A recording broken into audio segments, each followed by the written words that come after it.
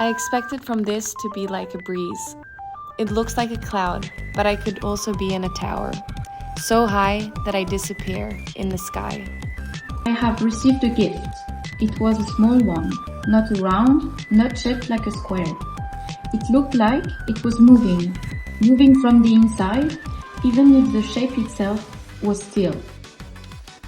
I could not describe the shape of the gift itself. It was more like a feeling.